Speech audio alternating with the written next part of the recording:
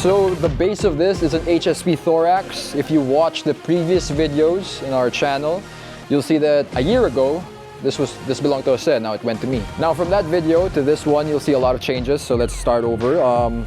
For the placard, I'm using the TRMP placard. Now this works for me because it has elastics in front. I can hold markers, I can hold different items that I need, I can hold extra mags. I've overloaded this plate carrier so that I can hold 9 mags up in front, just alone.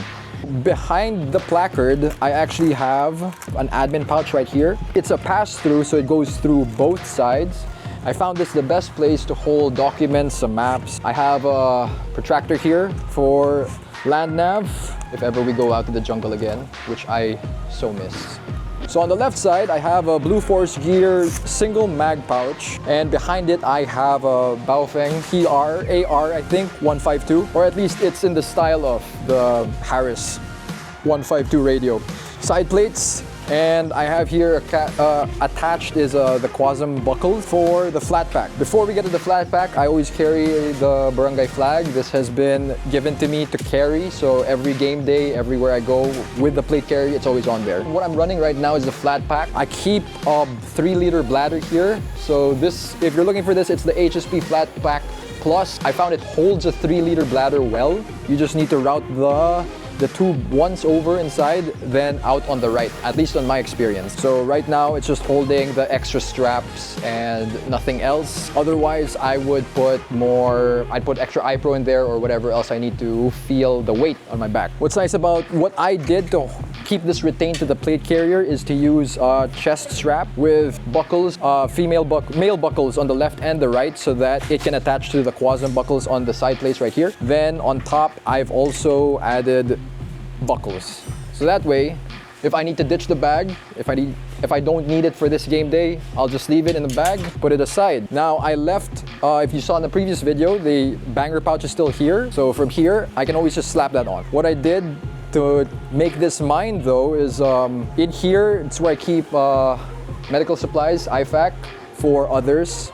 Because the logic of a banger panel is that it's for others, it's not for you. That's why with the flat pack, I wanted to have the clips there so that I can always just swing it in front, and then I can just use whatever's inside for me as well, right? So med pouch there. And I mark that with shrink tube, red shrink tube, just so that everyone knows that it's for medical supplies. In here we have dummy flash bangs, right? Or 9 bangers. And I keep string here because you never know when you need cord. I might replace that with paracord in the future. We'll see. Right behind that is another TQ. Again, the logic goes is train with the mindset, right? Again, what we do is just a hobby, so this isn't real. It's just a repro just so that you have an idea of what's gonna be there and what you're gonna use it for. Of course, when I go to a range day, I would have with me a real TQ, because if it's a life-saving piece of kit, then you don't want to cheap out on that. Again, side panel.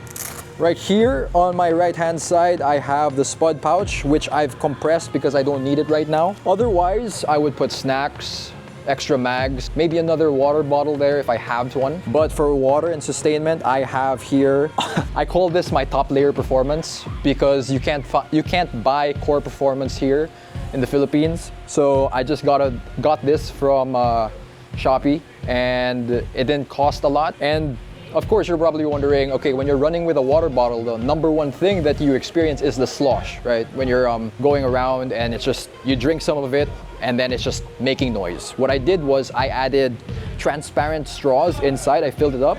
That way, even if it's like, no slosh, right? So right below my plate carrier, I keep a